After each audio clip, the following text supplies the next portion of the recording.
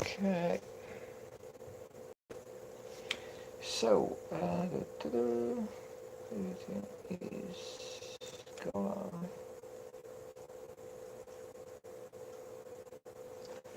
Right. So, how to get so yeah. So this is the news, and people may have been noticing that sometime I call these broadcasts TI news, and sometime I do call them Deep State Watch. I think to me just a bit two sides of the same coin. If is the broadcast is more like about the crime of the deep state, because and then including targeting, then I may call it deep state watch. If it's more about the direct experience of target individual, which is still related to the crime of the deep state anyway, then sometimes I call it TI news. And I believe that in terms of the activity of the deep state, in terms of the activity of the deep state, um, targeting is pretty central. I mean, even though they are doing a pretty good job of keeping it quiet. Uh, Mainly, I think also relying on people ignorance and stupidity. But they're doing quite a good job of keeping it quiet, and in a way, you may say they're hiding it in plain sight. So, so what's happening? Obviously, they completely assassinate the character of target individual, and then they tell people like, oh, these people, they're so bad and dangerous that we need to contain them. The only way to contain them is to subject them to a 24/7 campaign of harassment. So you're invited to join in and to help out, and I'm sure the cockroaches helping out with the stuff that they get. Now you get favor, they get all kind of stuff. I mean, money and preferential treatment, all kind of things. So I mean, you know, and these people, the same people have been fed like propaganda, light, and BS all their life, from the cradle to the grave. So it's just for them, it's just more of the same BS that they've been fed daily on a daily basis by the mainstream media. So they usually swallow all this stuff on a daily basis. So it's just more BS that they lap it up, and they like it. All this nonsense and lies and propaganda, misinformation, disinformation. They love it. So that's the way it is. So they basically, so they kind of they're hiding it in plain sight, because they like under the guise of some kind of vigilante program. So yeah, so the thing are not health-wise. I'm not in a pretty good shape at the moment. I mean, I'm not in a very good shape. I mean, it's not helping, because I feel I have to do to like uh, you know I feel I have to do it any number of times per week down to Central London to protest. Not because I'm petulant, not because of some I kind of some strange notion in my head that is something I have to do, or some compulsion. Is a pushback. It's pushback because basically they already completely destroyed my life, and I can see that there's not any kind of pushback. They're going to finish the job. So it's not because, I mean, like some strange compulsion. I mean, or some kind of petulance, or some time of antagonistic nature, or whatever. What I mean? It's just it's a pushback, because it's pushback to stay alive. And then I see, if I stop. If I stop going down to Central London to protest for any length of time, then immediately start escalating everything, putting me even in danger. And so I mean, it's a Central London thing, to protesting in front of Parliament, BBC broadcasting out, etc. It's not something I do just because I have some strange notion in my head that I should do it, or some bizarre compulsion or some some petulance on my part is a pushback. It's pushback, and is every time I stop doing it, they start escalating, and I find myself really, in a corner. So I mean, it's like something I maybe I would prefer not having to do it, but that's the situation. So I'm a bit under the weather. Not I'm not. My health is very bad, and I guess I am one of these people that I prefer to carry on, which is I think in many ways the best way. I mean to go. I mean like carry on until even if you feel a bit ill or if you feel very ill, carry on doing what you do until then one day you drop dead, and probably and that's what some people do, because I don't have any trust in doctor, in the allopathic medicine anyway. So I mean, so yeah, that's probably the best way to go. You carry on doing what you do until the end, and one day you just drop dead, and that's it. Which bring me remembering what happened to Brian O, which is quite interesting, because the way he died, my friend, it was the late Brian O, which I mean, even though I expect that people's memory is very short. I mean, that's probably, well, people will go like, Brian who or something, but I mean, because you died, and after a couple of weeks you're completely forgotten. But I expect there's still a few people around which remember Brian, and Brian, he was the peace activist. We spent the best part of 11 years non-stop living in Parliament Square, and he was protesting. He was protesting against war. He was protesting against the Iraq war, mainly. But in January 2003, you could see that the Iraq war was coming, and then you're building troops at the border of between Iraq and Saudi Arabia. So once they start doing that, they're not going to go backtrack or anything. So you could see from the beginning of 2001. 2003, that there was a build-up, that there was no way back or something. So I think the war started in, if I remember correctly, the invasion. I mean, it's not a war by any stretch of the imagination. It's naked aggression against the country which was not posing any threat to either this country or to the United States. So it was pure insanity, and it was only making sense in the sense of being another war fought for the state of Israel, because Saddam Hussein, it was our creature. Saddam Hussein was the creature of Western intelligence, but toward the last couple of years, he was starting to get ideas from the point of view of Western intelligence. He was starting to get ideas. He was starting to fancy himself as some kind of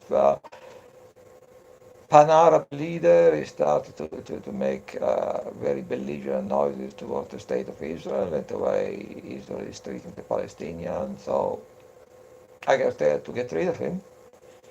So it was another war fought for the war of Israel, whilst these, trillion wasted.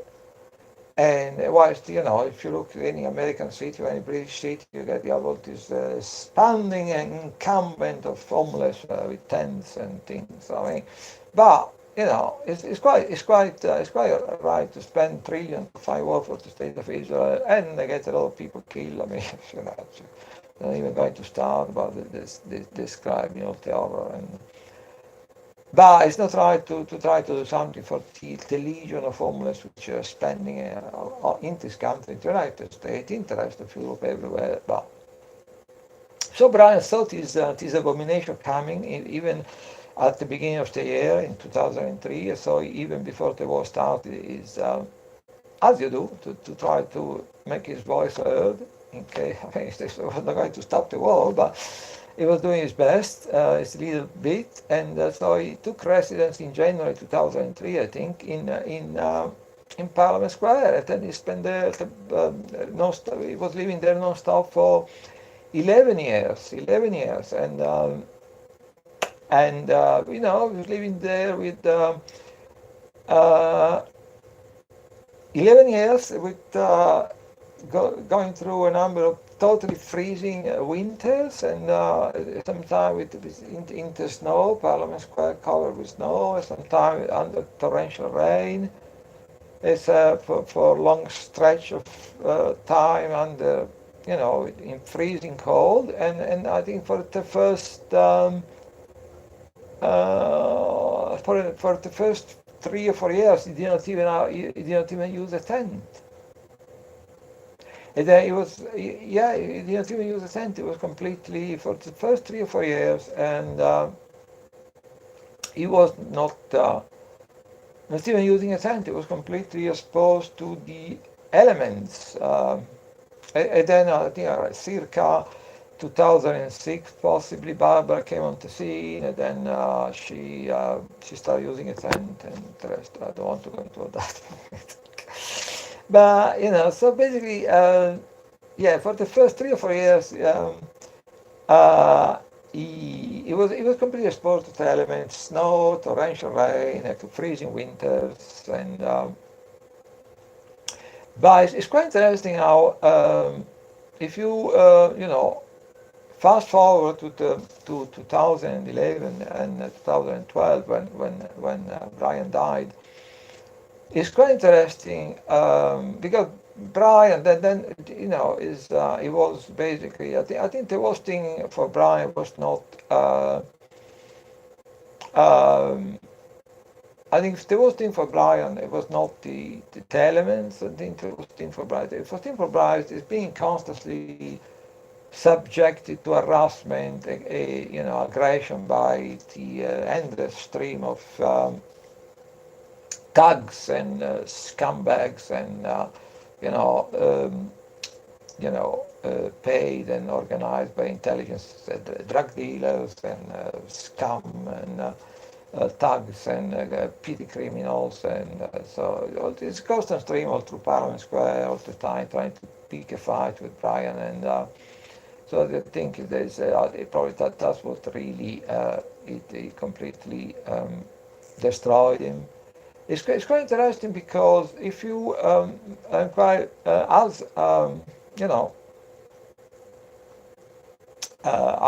not in a particularly good shape myself, to be honest. I mean, quite naturally, the mind go back. I remember how Brian died and things. It's quite interesting because this was a series of circumstances leading to Brian death, and which often are not fully understood, even maybe by people who were close to Brian or so I remember. I think it was 2011. I was not there. I was there quite often, but on this occasion I was not there. But I saw on the internet a video. It was totally gut-wrenching and heartbreaking. Basically, it was like all these scumbags paid by the British state, presumably, constantly harassing Brian and insulting him, and it totally gut-wrenching and heartbreaking. And then, fortunately, someone was taking a video of this stuff, so we know what was going on. And this particular night, it was particularly horrendous. I mean, constant insult, harassment to Brian. And then Brian, at some point, which he was using a crutch to move around because he had some problem with his legs and things. He had enough. He used his crutch and hit at one of these scumbags. Calling them scumbag to be polite, and basically, but I don't think he hit it it was like I think it was really causing any damage. It was like an expression of frustration and stuff. And then the police was called. He got his crutch removed because it was the weapon. But even though I don't think it was really more like exasperation, I don't think it did any damage with the crutch or anything. It was just, wanted to be left alone, basically. Um, so the police was called, the crutch was removed. Brian was quite upset because the crutch was removed. He needed the crutch to basically to move around, and then the police left. I don't think they didn't make any arrest. I don't think, but the whole thing was pretty horrendous. If you look at it from the point of view of Brian, so I think it probably get enormously. Well, it was a daily occurrence of these scumbags basically harassing him and causing trouble and try to provoke him and try to cause conflict and aggravation and stuff. So I think it's probably in the last few months or years it was probably a daily thing. Like, but this thing was pretty horrendous, even by the standards of all the stuff going on there on a daily basis. It was pretty horrendous. I watched it. It was totally gut wrenching and heartbreaking. And what happened then? I think Brian probably got enormously upset by this incident, like anyone would. I mean, we are only humans. You're only human. And then a few days later, he said he was having breathing problems. He started telling people like breathing problems, so he went into hospital to have some tests. And but it's possibly because also he got so upset by this incident, he started to complain about breathing problems. And then lo and behold, they make a diagnosis of lung cancer, and they gave him treatment. A few months later, that Brian was dead. But it's quite interesting. At the time, he was all these things started to unfold. Brian seemed to be, in many ways, still very strong and functional. He was not 100% well man, but he was. So that's quite interesting because, what about not getting treatment? I think cancer is. My reflection on cancer is part of the narrative we have been fed, like, from the cradle to the grave. Like, if you get cancer, possibly the most horrendous thing about cancer is the narrative we are being fed by, the official narrative we are being fed. Like, if you get cancer, you are going to die, or you have 90% chance of dying, and then you need to get this barbaric, horrific treatment consisting of chemotherapy and all the various related radiation and things, and otherwise you're going to die. I think that's the most horrific part of cancer, because I believe many people, there is so many stories around that people have been healing from cancer naturally. There's so many stories that people have been managed to survive for many years with cancer. So I think the most horrific cancer is the terrifying narrative we are being fed by society. Like, you may get cancer. If anyone, a lot of people are going to get cancer. If you get cancer, it's going to be a death sentence unless you undergo all this horrific treatment consisting of chemotherapy and getting all this radiation therapy, etc., etc. That's probably the most horrific thing of cancer, because we know now that there is a lot of people that heal from cancer naturally. We know now that people can survive many years with cancer. So I will try to replace this kind of ideology, the cancer ideology, like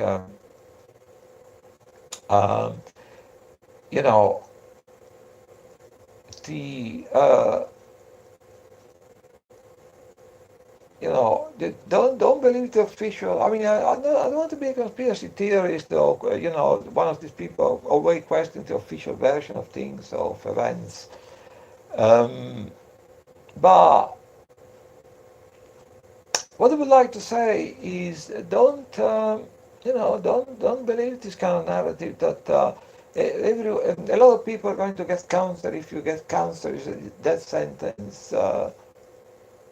And then unless you undergo this deadly treatment.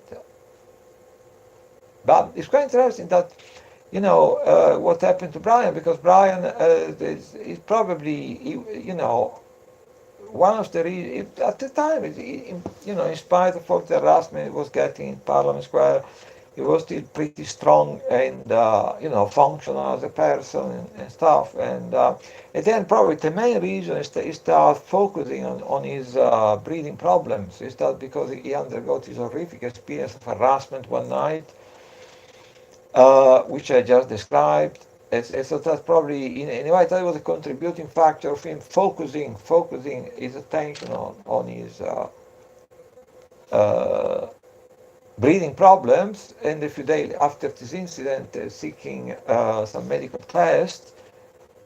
But then, another way to look at the whole thing is that, like, he seemed to be quite strong and functional before this incident, but then he went for some tests, and a few months later he was dead. So I don't know. My philosophy is like, it's all in terms of. Even though I'm not a religious person, I think it's, in a way, I say, it's all in terms of God. So when your time comes, your time comes, and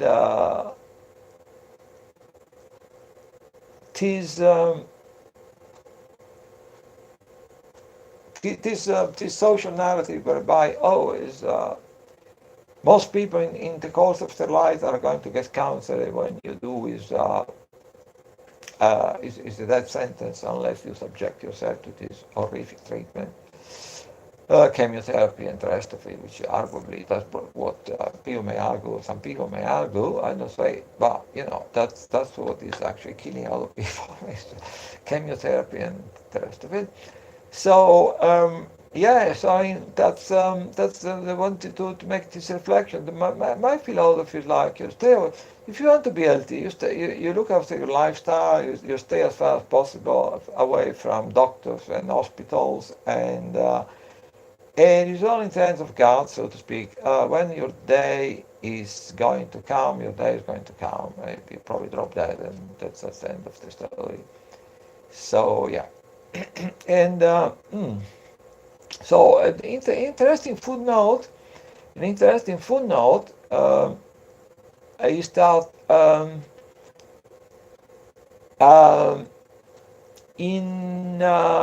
before the 2010 May election, and by then, Brian has already been living in Parliament Square for up to 10 years by then. Before the May 2010 election, David Cameron was going around telling people, like, if I'm going to become Prime Minister, I'm going to get Brian out of the square. That was telling people. It's quite interesting, because by then, Brian has already been there for some 10 years. And before May 2010, before the election, David Cameron was going around telling people, boasting like, if I'm going to become Prime Minister, I'm going to get Brian out of the square. It's quite interesting that some 12 to 15 months, we don't know. I mean, there is so many things we don't know. We can only, try to connect some of the dots, and most of, I think, like, most of the stuff going on, we don't have a clue what is really going on. But it's quite interesting that, some 12 to 15 months after David Cameron was going around telling this to people, like, if I'm going to become Prime Minister, I'm going to get Brian out of the square. It's quite interesting that some 12 to 15 months after he was saying that to people, Brian died. So I don't know. I mean, it's still this thing about cancer. You have to wonder. I mean, if people try to live with their cancer, if people try to heal naturally, we don't know really. But so I keep wondering about cancer, the narrative about cancer, and because then if some people get treatment, they're still dying. So well, my philosophy in a way is carry on until carry on and do what you want to do until today. Maybe you drop dead or something and stay away from doctor hospitals. That would be my philosophy about cancer. And yeah. Then I think it's quite interesting what's happening to Julian Assange. We have I think some information. I've tried to read something using. It seems that there is this Italian journalist. Uh, Julian Assange is getting support from people from all over the world, and some of them they try to take, people from all over the world trying to take action in maybe in their own country, maybe through the media to try to save, because at this point it's just a question of saving the life of Julian. It's not this Italian journalist which worked for this newspaper called La Repubblica, which means more or less the Republic. And I didn't know it. Usually, I know I think La Repubblica is alright. It's not the kind of media I hold in high regard, but I mean, I always consider them to be quite alright. But now, through this journalist working for La Repubblica, which is she took an active interest in the fate of Julian Assange. She's been published quite a number of good articles on La Repubblica and on other syndicate media about the fate of what's the horrific thing happening with Julian,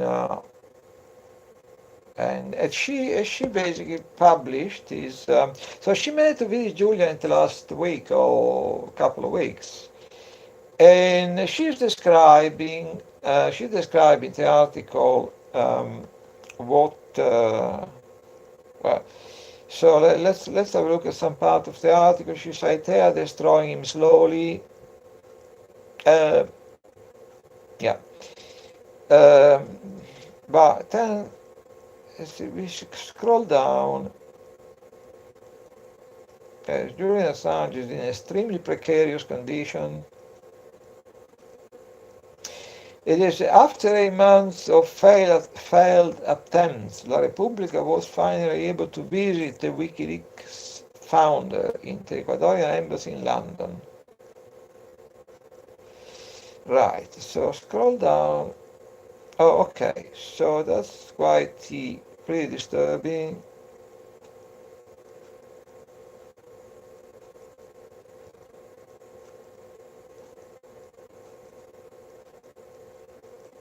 So as soon as we saw him, we realized he had lost a lot of weight. Too much. He is so skinny. Not even his winter sweater could hide his skinny shoulders. His nice-looking face, captured by photographers all around the world, is very tense. His long hair and beard make him look like an hermit. As we exchange greetings, he seemed very lucid and rational. So apparently,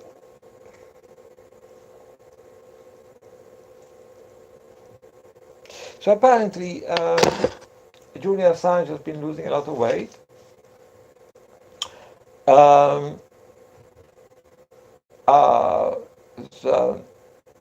Which is quite disturbing. And also, so I think in a way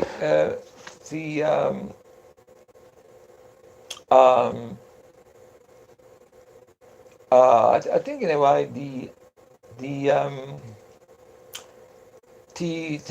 Lenin Moreno, which is the current president of Ecuador, I think they're playing a kind of games with Julian Assange in the sense now that they say they restore some of his communication, but it's very much touch and go, because I think a few days ago they prevented Julian legal team from visiting. Then in the last couple of weeks, Stefania Maurizi, which is this Italian journalist, she managed to see him, but she said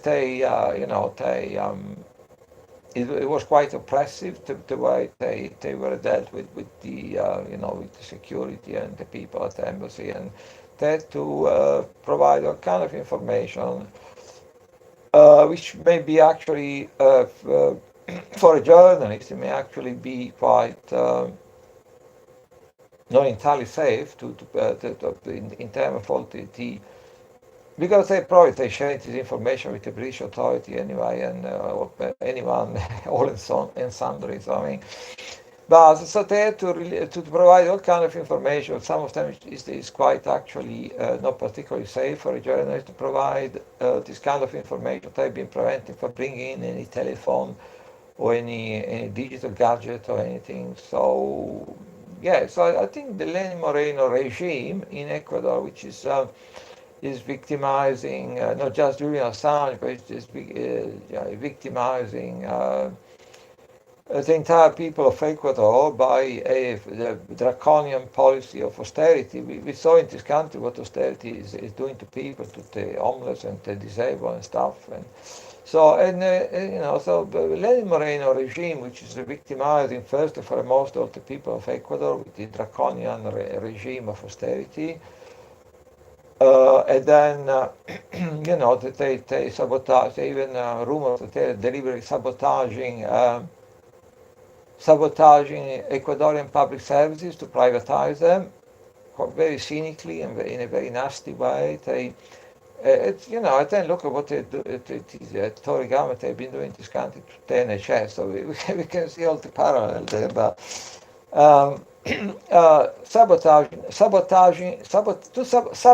to privatize, basically. That's sabotage public services so you can privatize it. So you can go to the people at some point and say, look, you can see it's not working, so we need to get, it's very simple. They can go to the people and say, make it sound quite innocent, to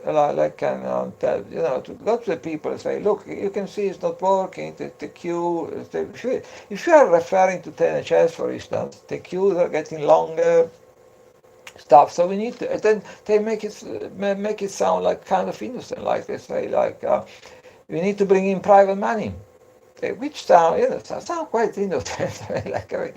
We need to bring in private money, and then that's the beginning of the end for the NHS or for a lot of public services. So Lenin Moreno, which is not just victimizing Julian Assange, is victimizing the people of Ecuador with the draconian policy of austerity. We know a bit about austerity in this country, so I mean, and which is there's rumors coming out of Ecuador that is basically there is deliberate sabotage of the main public services with the aim to privatize them. And we in this country also we know a bit about sabotage to privatize. I mean, like if you look at the NHS and the railway network and everything, so it's something we can possibly, a lot of people in this country can relate to. And then it's victimizing a member of his own party, his own government, because anyone who Lenin Moreno belonged to a populist party, which is supposed to, in the previous administration, actually, headed by Rafael Correa, they were actually looking after the people. They were alleviating poverty. So it's the same party, but now is the boss is Lenin Moreno, basically. So it's not just victimizing Julian Assange, it's not just victimizing the people of Ecuador, just even people, a member of his own government and political associates, like when the former president Rafael Correa started to criticize Lenin Moreno for his policy, causing up to Washington, causing up to the neocon, causing up to the neoliberal, causing up to Ecuadorian business, big media, etc., etc., etc. When Rafael Correa started criticizing this new course of the government, basically,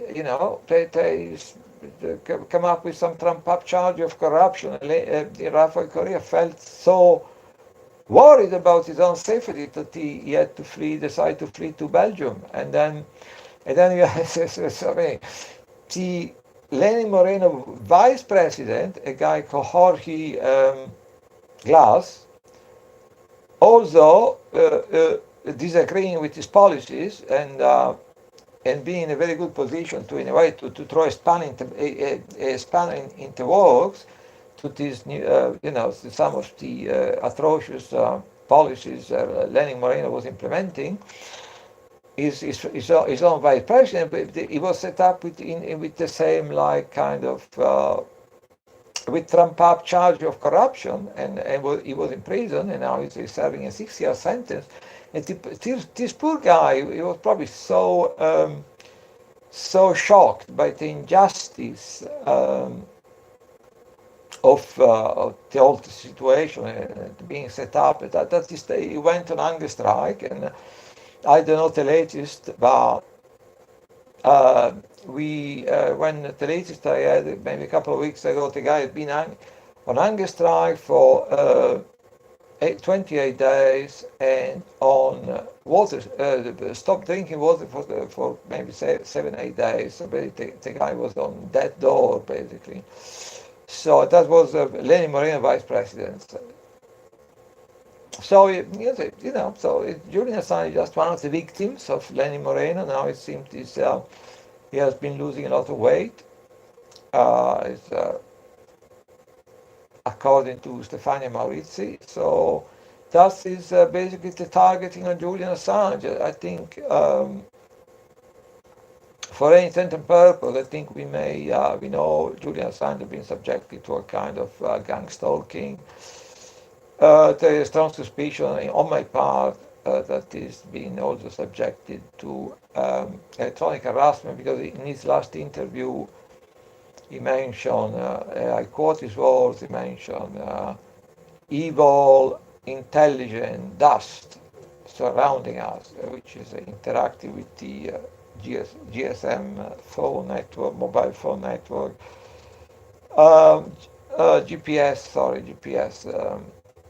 mobile phone network being activated by the GPS network. So that to me sounds very much someone being targeted with electronic harassment and try to make some sense of what's is happening to them.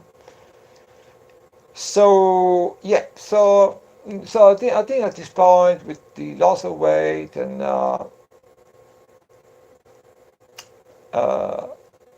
possibly that they may also do some more to cause some deterioration in his mental health. So we can say, well, that's what they do with most targeted individuals anyway. If they can get target individuals through the psychiatric system, they are very happy anyway. So I would say that we can consider Julian Assange to be a fully fledged target individual. What I was saying a few months ago, when toward August, September 2017, we were outside the embassy on 3 different occasions. I went back one more time later with a megaphone shouting, "Julian, please help us expose organized stalking and electronic harassment. Please, Julian, please Google." That was before his communication were cut. Julian, please Google organized stalking and electronic harassment. Julian, you may be a victim of electronic harassment too. So, that's what I was saying, we were saying in end of summer 2017, and now it seems to have completely come to fruition. Julian Assange is the target individual, but there is no, there is no difference between, the form of harassment which is being meted out to political activists. It's all part of the same the political activists, the whistleblowers, and you speak with, you talk to political activists. Everyone, all whistleblowers, everyone has a number of stories to say about strange things happening to them, and it's also in a way can easy to focus on the narrative. I mean, that's what I tell people when I out campaigning in London in front of Parliament, in front of the BBC. I think it's basically there's all these different situations. Some of them involve political activists, some of them affect whistleblowers. But basically, so you have all this sum of separate incident and say the different situation and stuff. But what we believe, I tell people, what we believe. I try to keep it simple in a way that they can understand and relate to. I mean, what we believe is that they are running some kind of large uh, social engineering program whereby I try to keep it as simple as possible so people can understand. I say we believe they are running some kind of social engineering program whereby they are trying to use harassment and a number of different forms of extrajudicial punishment, like getting people to lose their job, getting people destitute, getting people to lose their accommodation, taking money out of people's bank accounts and things. So they're using harassment, all these numerous forms of extrajudicial punishment to control the population. In a way it's the third control system. Um, yeah, if you want to elaborate, you may say like this is the third layer of social control. The first one is the judicial system, which is totally rigged from everyone. I think that the judicial system is there to do people justice. I mean, God, I mean. It's totally from top to bottom. The lawyers and judges, the corruption is unbelievable. So I mean, that's the first system of social control, the judicial system. If you're a member of the club, you can do whatever you want in public. You get away with it. If you start to create problem for for what I call the international banking cartel or international banking syndicates, and they go digging, they make stuff up, and then you find yourself in front of the court, and then you end up going to prison for so that's the first layer of social control. The judicial system totally corrupt from top to bottom. The second layer, if they can find anything on you, if you're causing problem for their racket and their pedophilia and their all the stuff they're getting up to, if they can find really digging and making up, but they can still get anything which sticks, they resort to the psychiatric system. Like they try to make out that you are insane, try to get you locked up. If they can get you locked up in a prison, they try to get you locked up in a psychiatric hospital. There is long history. There is long history through the old Soviet Union, and that political use of then what happened in East Germany, they were trying to gaslight people through the Zesum program to manage to lock them up in psychiatric hospital and things. So I mean, it's a long, if you were to write the history about the use of the psychiatric system to target dissidents in many different countries. So I mean, that's the second layer of control. If they can really, even lie and making stuff up, they can still find anything which stick. To get you locked up, they try to make up that you're insane, you see. And then the third layer, if even that fails, then they can really target you, frying you with microwave 24 hours a day in your home, and arrest you wherever you go and stuff. So that's what I try telling people. I try to keep it very simple as possible. I say, look, we have all these different situations. Some of them are affecting political activists. Some of them are affecting whistleblower. A lot of, many political activists, whistleblowers. They have so many stories to tell about strange things happening to them and stuff. And target individual. And we believe, though, that it's not just the kind of a piecemeal kind of approach and a different thing happen to different people. We believe that behind it all, there is a program of social engineering whereby they're trying to use harassment and many different forms of extrajudicial punishment and interference to as an extra layer to control the population. That's what I'm telling people. So I think maybe I may put this. I don't know. Many people have been watching this. I hope a lot of people found this information of some interest. So yeah, today the plan was to. Yesterday I will spend 2 or 3 hours around Westminster, and because at the moment there is so many things happening around Westminster, and today I was expecting to be out of media around there. So I was actually planning to go back today, but then I wake up to heavy rain. So it kept raining through most of the afternoon until late afternoon. So obviously I thought that's not viable. So I gave up for today.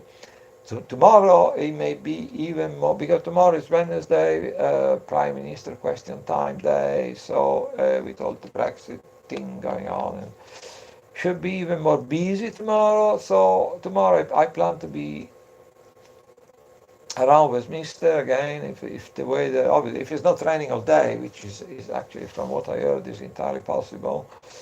If it's not raining, if it's a reasonably decent weather, I'm going to be there again for 2 or 3 hours and try to get the attention of the media, whatever.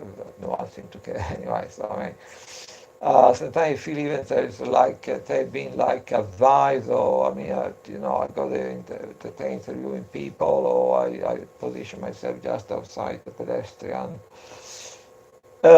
entrance to Parliament, so all these member of Parliament had to go by me just a couple of feet away or something. But sometimes you have to think they've been instructed to completely ignore me, because they're coming out at this little door and they're shouting my lungs out. I mean, like campaign of harassment sanctioned by the authority, destroying innocent life. Today is us, tomorrow it can easily be you or something, by shouting. They like to behave like they're not even there. So there's a bit of a sneaking suspicion that these people, some of the relatives MP, and then when I go to College Green with the media, a lot of members of the media, like they've been kind of advised to completely ignore me, because I am there shouting my lungs out, and they behave like I'm not even there. So on this hopeful and cheerful and optimistic note, I'm going to end this broadcast. I hope these people have been watching in great numbers, and I never know.